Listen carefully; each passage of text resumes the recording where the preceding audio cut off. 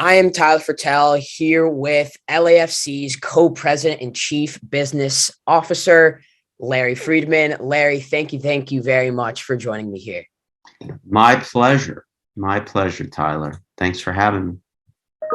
Of course. And to kind of get it started off here, I know your background involved minor league baseball and other professional sports teams operating and owning teams and just really being a part of their organizations. What made you want to focus on LAFC and soccer? Sure. So I grew up playing soccer a long, long time ago. Call it the mid 70s, early 80s. And at a time when soccer was obviously big all over the world except here. And played some club soccer, played on a pretty decent high school team in the state of Illinois, went to Indiana soccer camp back in the day when Indiana was the preeminent program in the NCAA, won a bunch of national championships under the coach Jerry Yeagley. A lot of those players graduated and went on to play in the North American Soccer League, which is where Pele played when he came over, Gerd Mueller, Johan Cruyff, and my own Chicago Sting. So was a big fan of the game and grew up at a time playing when everybody thought, wow, look at all these kids playing. When they grow up, they're going to want a team to support. And there was the NASL, there were a couple of indoor leagues, there were other iterations of outdoor leagues, and the success just didn't come. But when my business partner, mentor, friend, Peter Guber, who ran Sony Pictures, is now a partner in the LA Dodgers, co-managing owner of the Golden State Warriors, has an esports venture, Team Liquid, and is a founding owner of LAFC. We were in the minor league baseball business together. We're kind of getting out of that as he was focusing more and more on Major League Baseball and the Warriors and other things. And he was looking at this opportunity with some other folks. And MLS was about 20 years old at the time.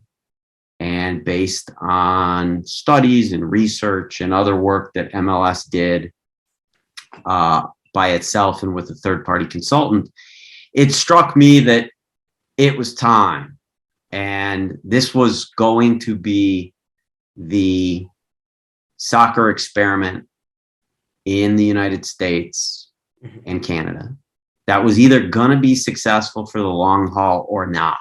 And all indications were, with the demographics shifting in the United States, the demographic of the fan base in MLS, that this was going to work and this was going to ultimately be really, really successful, and a chance to be a part of a game that I grew up loving and this transformational time in the league was much more interesting to me than minor league baseball. And expanding on what you're kind of saying there is how you guys believe that American soccer would develop and be put more on the worldwide stage as the years move along. And some former LAFC players, such as Diego Rossi and Eduard Atuesta, who were with the team from its beginnings, have recently joined European teams. In recent years, there seems to be a lot more flow in transfers between Europe's leagues and the MLS. In your opinion, what does this say about the competitive level of American soccer in comparison to that of Europe? Sure. I think that MLS is improving every day. And a lot of that has to do with a shift in focus over the decades that the league has been around. In the beginning, the league had an approach that was similar to the old North American Soccer League that I mentioned, where Pele, Gerd Mueller, Johan Cruyff, all kinds of global superstars came to the league, but they were all well past their prime, with all due respect. Pele's still a great player, but he wasn't in his prime. And MLS started that way. You'll hear people say that, well, MLS used to be a retirement league, right? But now the average age of the designated players, which are the three highest paid players on each club, has dropped considerably over the last 5, 7, 10 years. So you see much more of the Diego Rossi type, where you get a young player from South America or elsewhere on the planet who wants playing time, wants exposure, wants the media attention that one gets when he plays in LA, he plays in Chicago, he plays in New York, major media markets, not only in the United States, but all, within the global context. And so I think with this shift towards younger players, you see the level of play elevating, because these are the young players who are the next big thing potentially. Mm-hmm. And kind of coming from the other way, you're talking about players that were formerly in Europe coming to the United States. We have a player coming to LAFC, a big center back from Italy, Giorgio Chiellini coming over. He was announced, I believe, yesterday. Yes. What do you think that's going to do for LAFC and their title aspirations? I think that Giorgio is at a level where no player that has played for LAFC has ever reached. And Jordan can opine about Giorgio Chiellini. But this is player who captained his national team, played at the highest level in the most competitive tournaments on the planet, and found success, and captained his national team. And with all due respect to Carlos Vela, who I think we would agree is, up until this moment, the player with the most accolades who has been on the roster with LAFC in its short history. Carlos is awesome. Carlos played for the Mexican national team. Carlos was brilliant in the last World Cup in Russia. But in terms of national team play, league play, success in various tournaments and at various levels, and being the captain of a national team, there are things that Giorgio Chiellini brings that we haven't seen at LAFC yet. And we're pretty excited to have and watch develop. Jordan obviously just joined, former MLS and LAFC player. Jordan, thank you very much. Superstar, not player, superstar. Thank you for having me. This is awesome. I apologize for being a bit late. I'm sure Larry has picked it up and ran with it, as he does. But yeah, thanks for having me. This is great. Of course. I'm really appreciative that you could be here. And the question that we're kind of answering right now is Giorgio Chiellini, obviously announced by the club yesterday. What do you think that does for LAFC's title aspirations this year and potentially the next couple of years that he's here? Giorgio Chiellini, in the short term, is going to help with an MLS Cup. It's about winning trophies. He has won everything. He will be a leader in that locker room. But him coming here and the experience and everything he's going to give to players will echo for years to come. It is someone who will help anyone from an Eddie Segura, a Murillo, a Chiqui Palacios, who he will be playing next to a Mamadou Fall. I'm jealous I don't get to play with this guy. I would have learned a ton, and I'm really grateful to now still be in the mix and be able to rub shoulders in a way. So I think short-term, long-term, it's going to be amazing.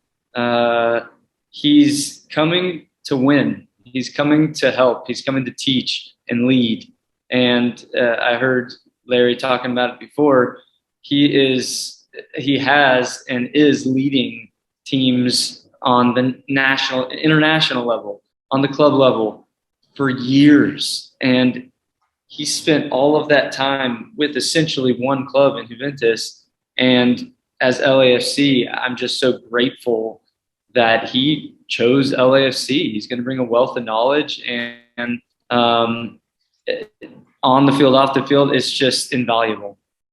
And kind of expanding on that, me and Larry talked about that a little bit before, but Diego Rossi and Eduardo Atuesta, two of your former teammates, moved to European clubs in the past year. And we see Chiellini coming over now, a lot of these new players coming over now. So what do you think that says about American soccer and how it compares to European soccer?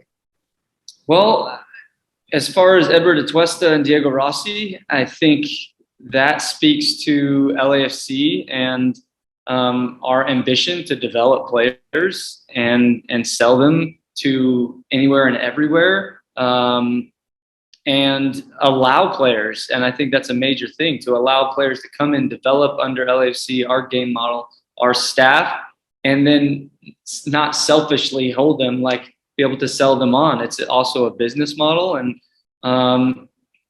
I think by signing a guy like Chiellini, you're helping that initial thought, that idea of developing players and selling them on. And so I think as we've talked about, he is someone who brings a wealth of knowledge, but that's going to help that pathway for other guys. And hopefully players see that and want to come here and learn from someone like that. Because like I said, I would have died for the opportunity to play next to Chiellini.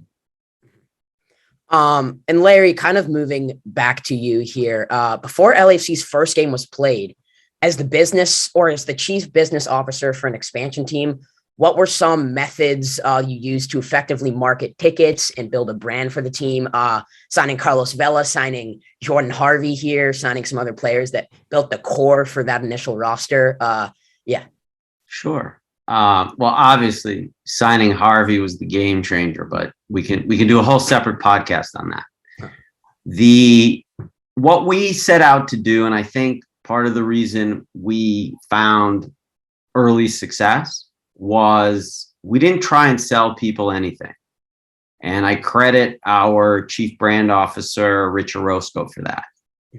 We hosted watch parties, and we didn't try and sell you a season ticket package. We didn't try and sell you a hat. We didn't try and sell you a scarf. All we asked was that you come and enjoy some football with us, maybe some drinks, and share with us your ideas about what you would like to see in a club and in the community we were building. And from that, I think people found that we were trying to build something that was more along the lines of an authentic, traditional global football club, like a St. Pauli, like an Ajax, like a Borussia Dortmund. And that really resonated with folks. And from there, we always tried to make decisions, whether it was the composition of our ownership group. You look at the composition of our ownership group and you can't help but walk away thinking, these are people who succeed, whatever they're doing. Chad Hurley, co-founder of YouTube, success. Mike Mahan, president of Dick Clark Productions, success. Peter Guber, who we spoke of earlier, success after success after success. So that says something about how this organization is going to operate and what the goals are going to be. Then you go out and you hire Bob Bradley as your first coach. I think that sent a statement that we were not kidding around. We were bringing in a manager, a head coach, whatever you want to call it, who had led not one, but two national teams, had won a cup and other trophies in MLS, had coached all over the world. And then you follow that with an international superstar with incredible potential, who is utterly exciting to watch on the field, like Carlos Vela. And you just, every step you take, you're sending a message, you're communicating with the community about who you are, what you stand for, and what your expectations are. And I think that all translated into the successes we've had, whether it's with corporate partnerships, ticket sales, you name it. I mean, if I could expand on that, I think it translates also to the players. I think from a distance, even when I was in Vancouver before signing with LAFC, you see that. You see the culture that's being created. You see the Bob Bradley, the Carlos Velas, and you want to be a part of it. And then having had success because of what was laid, the foundation earlier on, having success in 18 and 19, that sends a message to MLS. That sends a message to all the players. I don't know how many guys have wanted to come to LAFC or have inquired because of what everyone has created and added to LAFC and this brand and this culture. And so I think you saw that a little bit in, say, free agency signings or players wanting to come to LAFC this offseason based on what we've done in the past. And kind of building off of that, you signed with LAFC before their inaugural season, but you also were drafted in the 2009 expansion draft to be part of the Philadelphia Union as an expansion team. I think this is kind of a unique question that you can't really ask many people at all. What is different about playing for an expansion team rather than one that isn't? So you did your research. I appreciate that. Yeah, going to Philadelphia with the expansion team and then actually getting traded to Vancouver, which was in their inaugural season. So that was still pretty much an expansion team. They had been, 6-7 months in. So I think what was different is that the two prior clubs, Philadelphia and Vancouver, had a lot going for it. Philadelphia had the fan base. They had started to create, a culture. Philadelphia only they can do with this blue collar working mentality. And I loved it. I bought in. And then hiring a coach and bringing in players that really had a good group of guys. Vancouver had the city, had the fans. They were lacking a stadium. So each club, I think, tried to implement stuff. Philadelphia didn't have a training facility for the longest time. After I left, they got a training facility. So everybody knows how the blueprint or the formula works, but you can't always execute it. That's where LAFC was able to execute all of these things, obviously from what they've seen prior in MLS, but also carrying it out is another thing altogether. And having started the stadium, started the training facility, which I'm in currently, and then being able to finish it in that first year. I mean, like I said, I just wanted to be a part because you could tell they had all their ducks in a row. They were checking things off the list, and it's obviously home for me. So I loved coming back home and having family, and finishing my career in a place that I don't want to leave ever again, in all honesty.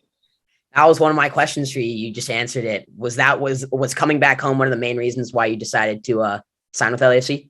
It was a huge reason. And my family, my wife, she has family here as well. She had a career here that she picked up and moved to Vancouver and left.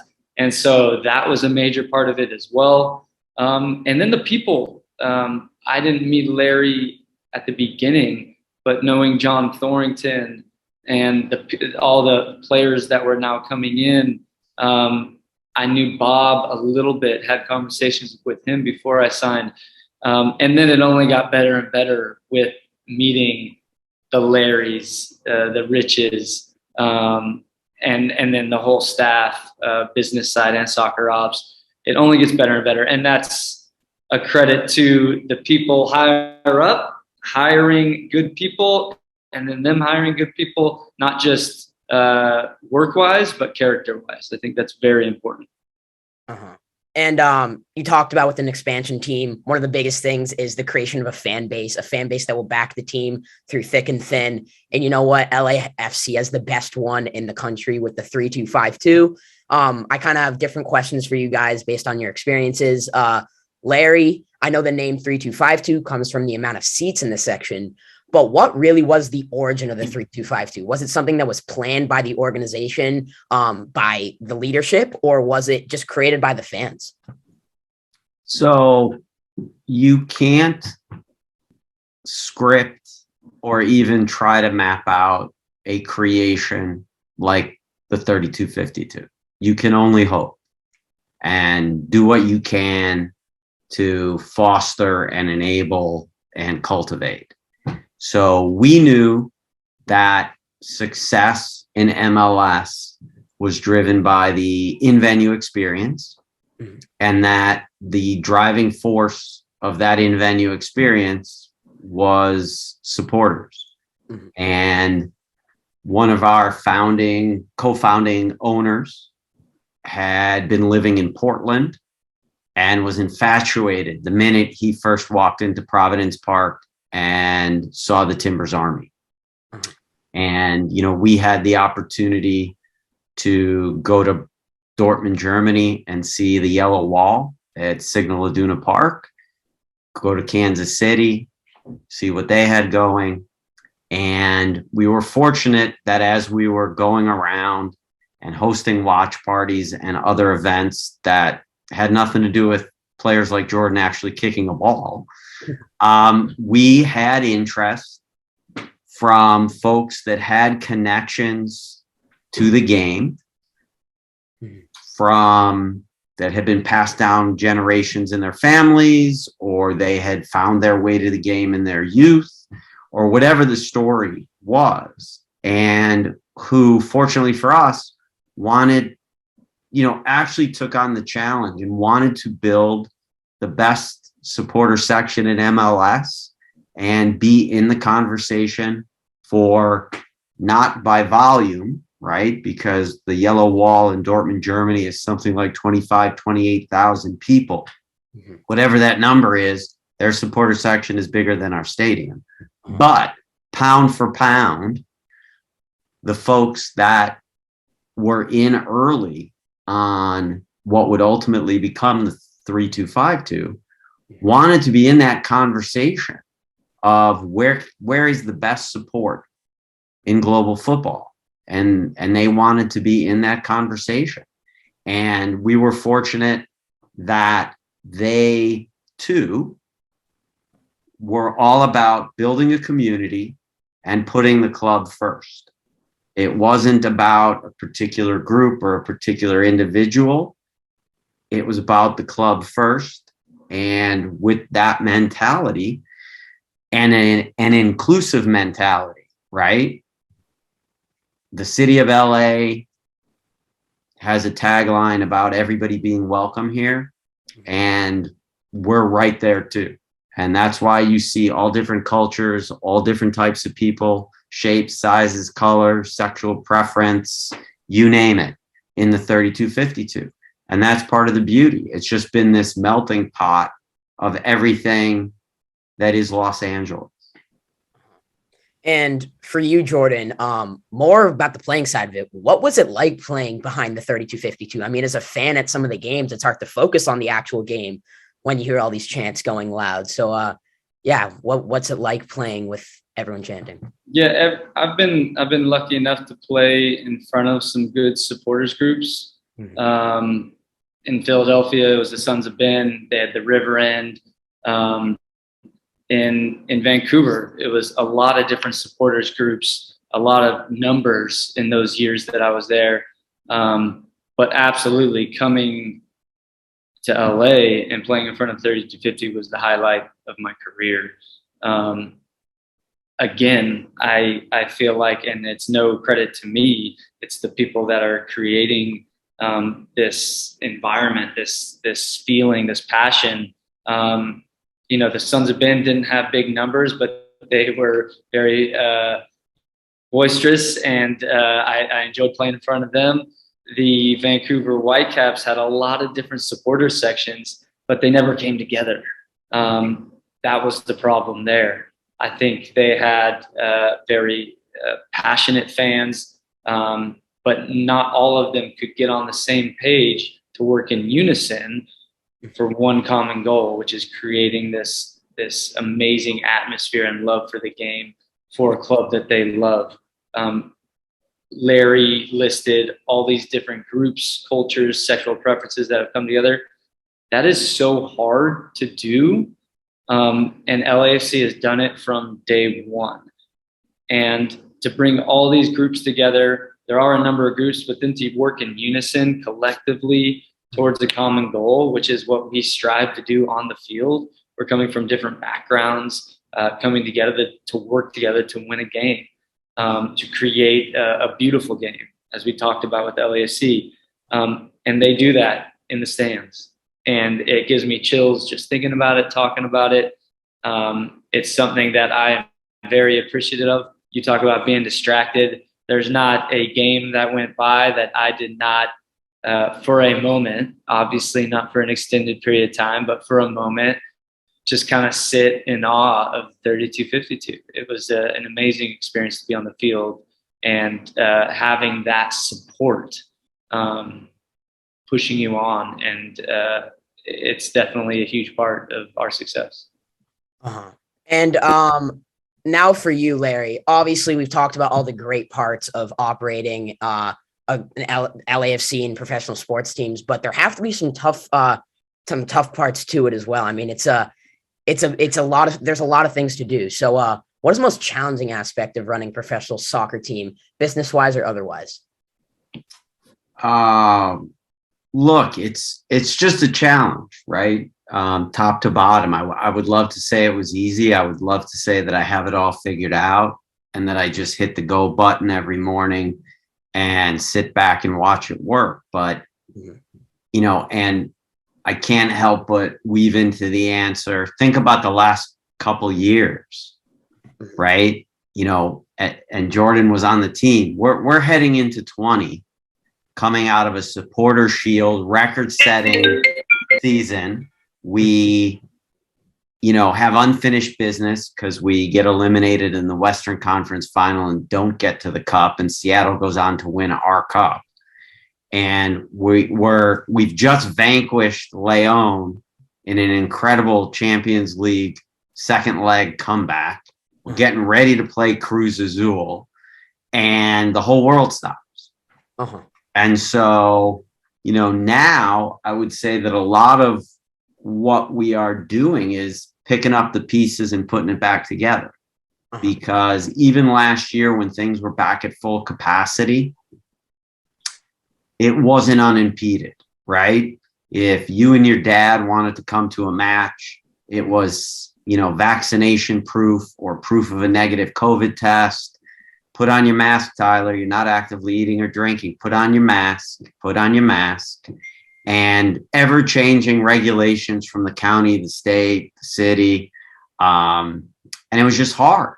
And for folks, there were reasons not to get off the couch and come be in a venue with thousands upon thousands of other people. And I feel like we're just kind of back at it where people are feeling good. They're feeling comfortable, even though there's variants floating around and people are testing positive. For the most part, vaccination is working and people aren't ending up in the hospital or worse. And so it feels just like we're getting back to normal. So, big challenges. We need to grow an audience. We're, despite a bunch of early successes and things that we are super proud of as an organization, both on and off the field, we're a baby, right? This is our 5th season competing, and we've got work to do. And we've got work to do as a business. We need to grow an audience. We fill the stadium. Who's watching on television, right? Who's buying our shirts and our hats and our jerseys and our scarves?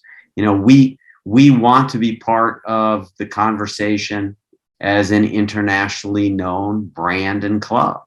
So a lot of work to do, because you think about the biggies, right? Think about a Bayern Munich.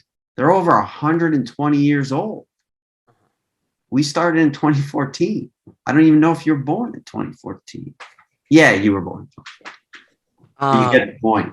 I get my youngest wasn't. That's about it. There you go. Kind of expanding on that idea of difficulties during COVID, the MLS turned to Orlando, Florida, at the end of the COVID quarantine period. And you played in the MLS, Jordan, you played in the MLS Backers tournament for LAFC. And I saw that you wrote a diary for the LA Times during it, where you talked about how big of an achievement it was for the league and the massive commitment needed from the players. So I just wanted to ask, was it challenging playing soccer in that unusual setting? And what was it like playing for the first time back from COVID behind closed doors? A lot of unknown. It was everyone jumping in with as a big leap of faith, not just from the league, but especially, obviously, I'm on that side of things from the players. And so, yes, I wrote that diary.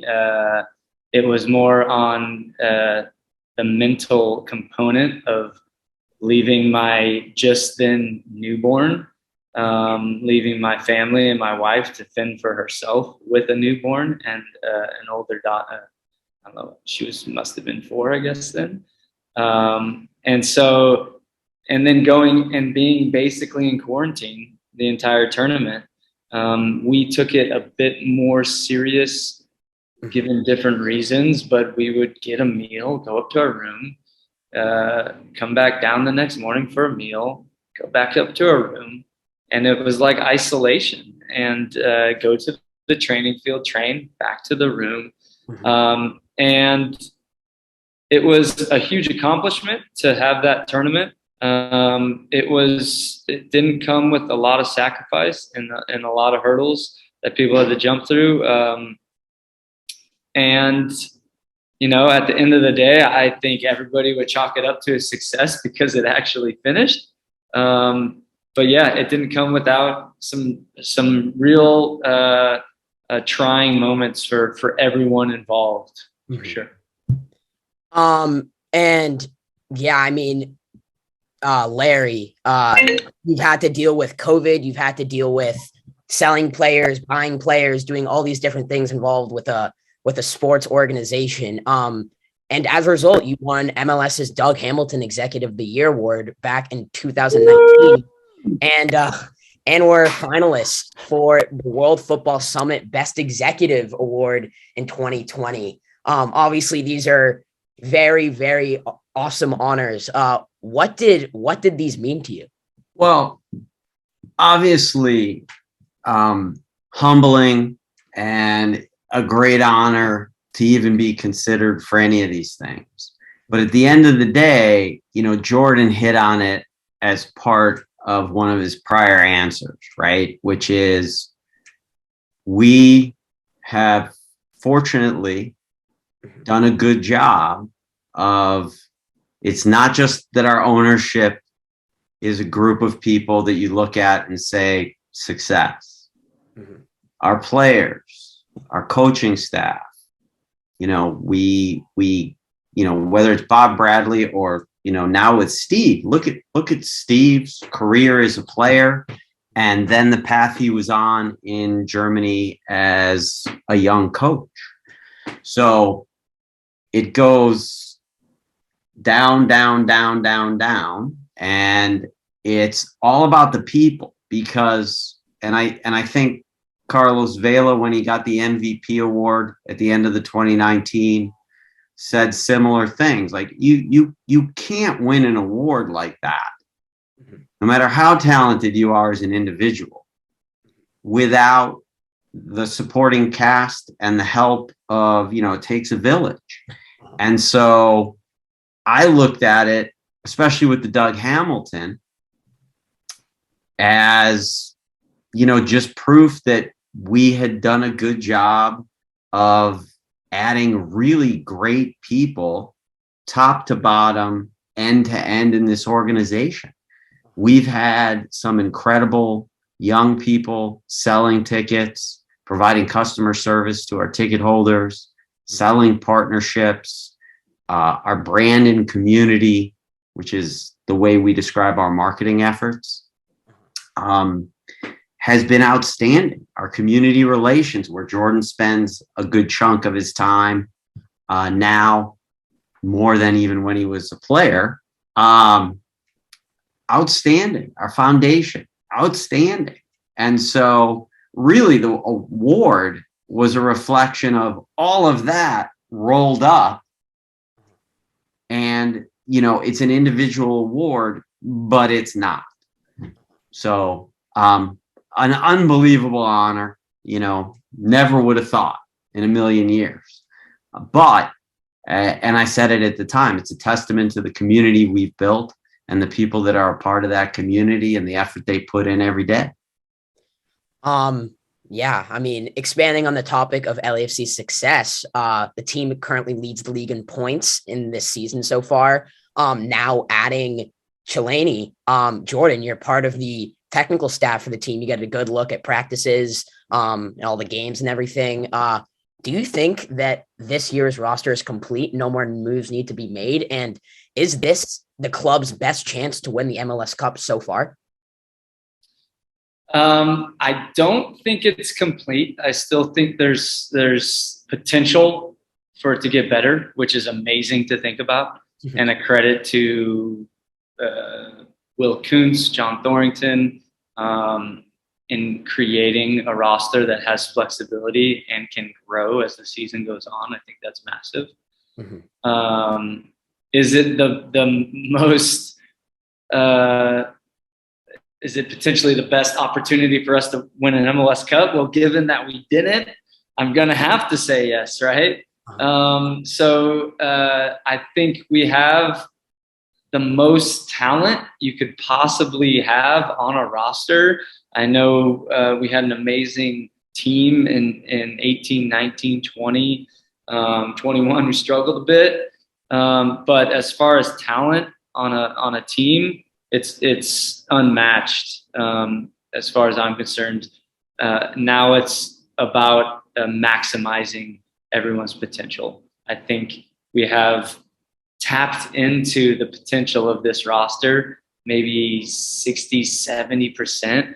And it's crazy to think that it can get much better, not just by acquiring a guy like Giorgio Chiellini, but like adding some more as a whole, working together on the field, playing and developing different ways that Steve Cherundolo, Ante Raza, Mark Dos Santos, our goalie coach Oka work on daily. So it's not just individual, but collectively, I think that is where the percentage can grow and the potential is there. So it's exciting. I think all of the signings in the off season and now through the season and potentially more are geared towards that. Everybody here wants to hold that trophy up collectively. To Larry's point previously, everybody works so hard in this organization, and it's it would be a great honor to win MLS Cup if we can get there. But yes, huge opportunity. And you said 60, 70% of the potential reached so far. I mean, leading the league in points, there seems to be a lot to come. Is there anyone on the roster or collectively like an aspect of the game you think can really expand the rest of the season that can surprise people that hasn't really been seen so far? Yeah, I think, Brian, you can go top to bottom. Touching on Brian Rodriguez, he started the season amazing. Now he hit injuries off. He'll be back, bringing him back into the fold. I think Carlos Vela, I think he has more to give. He started out doing really well, dropped off, and now he's going to be coming back firing after this nice break that we've had. Nobody talks about Eddie Segura. He's coming back into the fold. His passing is so underrated. He breaks lines, is able to build out of the back, which is key for playing like we do, to have center backs that can play. Chiellini is going to be the same.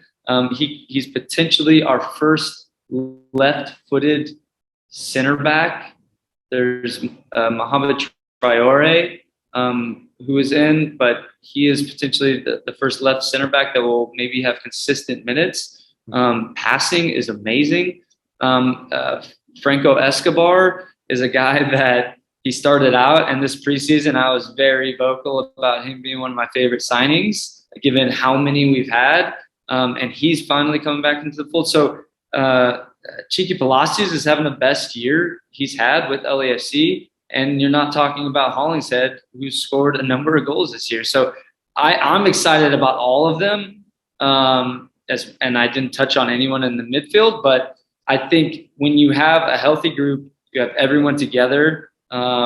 We've gotten through a hard stretch here now. We're in first place. That's amazing. But when you have this group together and you have a few months to really hone it in and really progress and get better as the season goes on and into the playoffs, that's where you know, as long as you keep continuing to climb, that's important. That's the most important.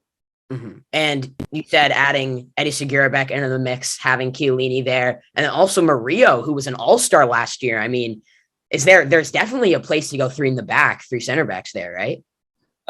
We've done it this year for sure. I think ideally you play with a 4-3-3, but you're not wrong. With the amount of center backs, maybe there's a game that it warrants that. Yeah, Murillo, Eddie Segura. You're not talking about Fall, who's had a lot of success early in the season. So we have a slew of options. This is why I just mentioned we have probably the most talent we've ever had at LAFC. Now it's putting it together on the field and really working to collectively to have a kind of a finished product, because you've seen it in doses, but you need it now for 90 minutes. Uh-huh. And shifting a little bit back to you here, Larry. So under your leadership, LAFC has seen much success consistently filling the stands, and alongside some other big market teams like Inter Miami and crosstown rivals LA Galaxy, they're at the top of the average listing per ticket on the secondary market. And this is all despite being a very, very new team. This is extremely impressive work. So for what reasons do you think that Bank of California Stadium and the team overall with LAFC, whether it's the players or the environment, are so popular and attractive to not only LA sports fans, but fans across the world and across the country? You're muted, I think. Yes. Sorry about that. Goes back to what we were talking about with the 3252 in particular. There's no other sporting event or live entertainment that you can partake in the city of Los Angeles that is like this. And, you know, you combine that with a beautiful stadium, you combine that with a capacity that, you know, from a business perspective, I would call right-sized. It's not too big, it's not too small. And I, as a business person, would opt for excess demand versus excess supply when it comes to seats. So you combine that with the product on the field, and I think that our fans have seen consistently through the actions of our ownership that they are in it to win it, right? In season 1, we had Andre Horta as our third DP. It didn't work out for Andre. It didn't work out for us. He was moved on. Easily could have said, look, that was a failed experiment. That cost a bunch of money. We're going to sit tight. But they didn't. Went out and got Brian. And you look at Jordan was just rattling off a bunch of these roster changes.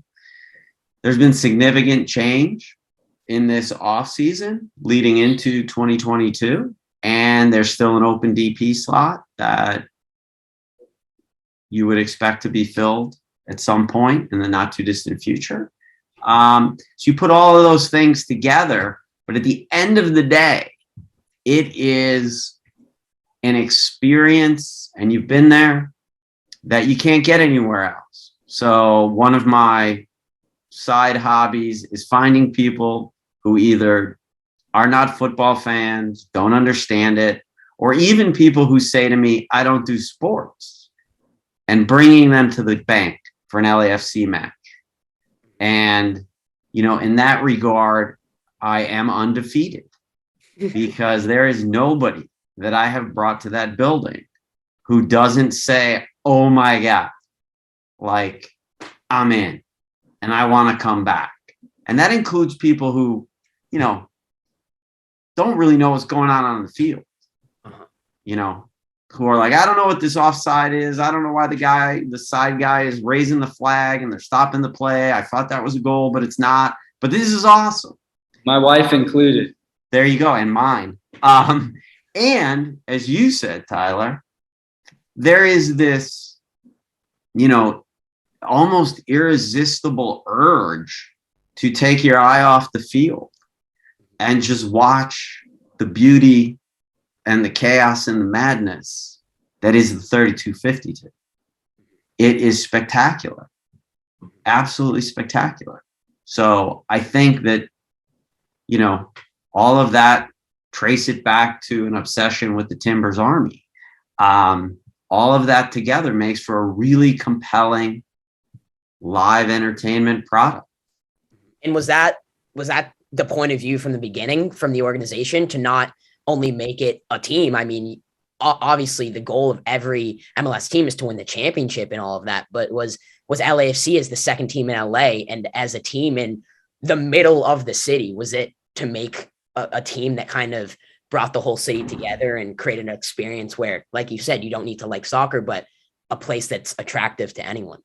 Yes, that was the hope, and decisions were made along the way with a view to increasing the likelihood that on June 14th in 2022, we could have this kind of conversation where you've got this authentic global football experience happening in downtown Los Angeles, where you have an audience that is reflective of the wild and beautiful diversity of this city. And we have a product where we span the spectrum. We have some of the most affordable tickets for live sporting events in all of Los Angeles. And when it comes to some of our premium spaces and in a town that is Hollywood adjacent, you know that there is a demand for that.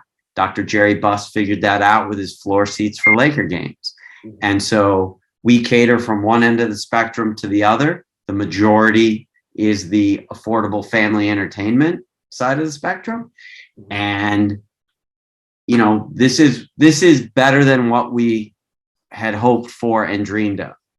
That we have this kind of fan base, this kind of commitment from the fan base, a supporter section that has no peer, in my view, in MLS, and an in-venue experience that is unlike anything that you will find at Staples Center, Dignity Health Sports Park, Dodger Stadium, Angel Stadium, or even SoFi, for all of its magic and glory. And kind of moving a little bit back to you here, Jordan. Like Larry was kind of talking about, games are very interactive. A lot of players there, or a lot of people there, a lot of little kids there who play soccer, who look up to all the players. And to say the least, you've had a successful soccer career. You went through the youth system at Strikers FC, won the Gatorade National High School Player of the Year in 2001. And then you played college soccer at UCLA, won a national championship there. And then you went and got picked in the first round of the 2006 MLS draft and played professionally for a decade and a half. So what advice do you have to anyone striving to play at the collegiate and professional levels of not only soccer, but really any sport? So much. And that's somewhat what I do here is it speaks to some of the younger guys about how to deal with becoming a professional and maintaining a professional lifestyle. I think a lot of it comes from adversity. I think, especially with raising my kids, I think the competitive nature, competition, I think is good. I think losing is good. I think not making a team is good. I think saying no is good sometimes. I think that it creates independence. I think it creates resilience, and it creates what a professional lifestyle will be like. I've not made teams. I've been cut. I've been told that my services are no longer needed with this club.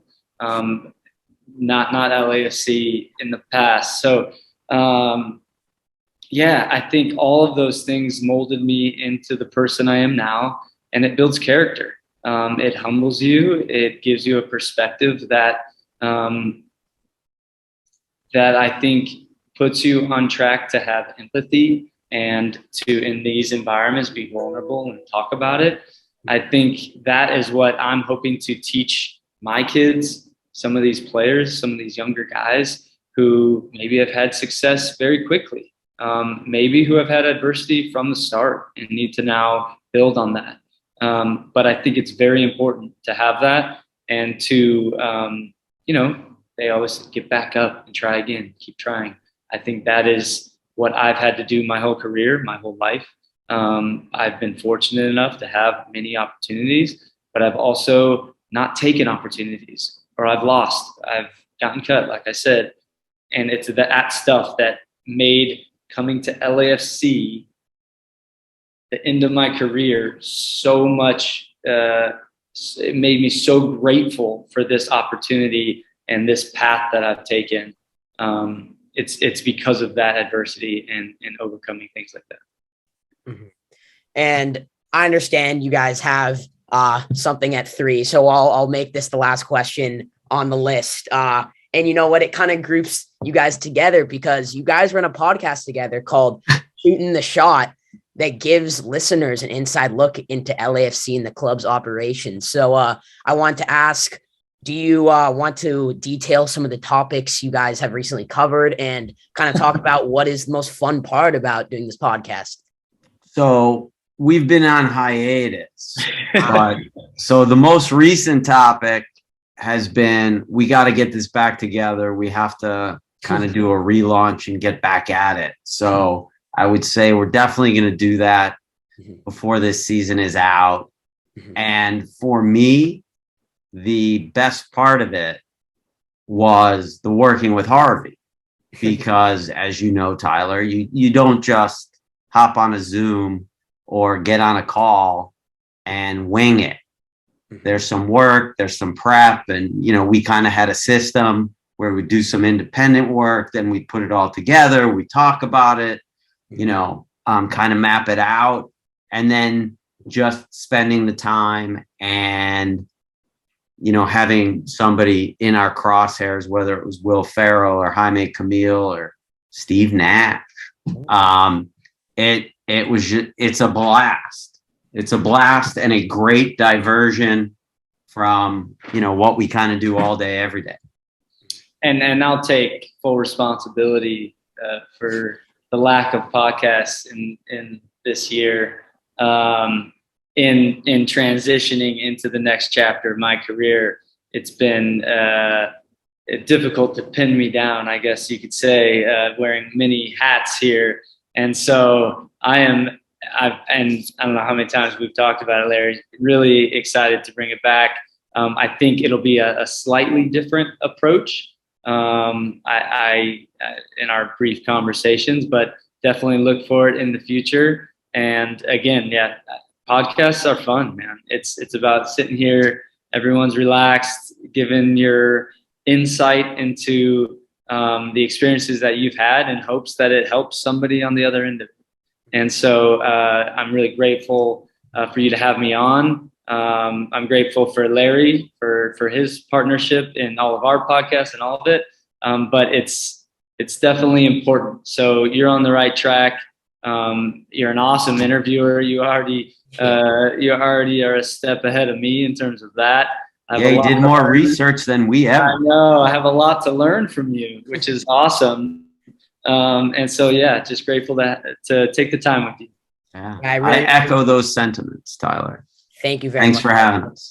Of course. I'll definitely be looking out for that Shooting the Shot podcast. So, all right. Once again, thank you guys for coming on, and we'll see you at the bank. Yeah, I'll see you there. I'll be out there soon for sure. Beautiful. Thanks, Tyler. Thanks. Bye.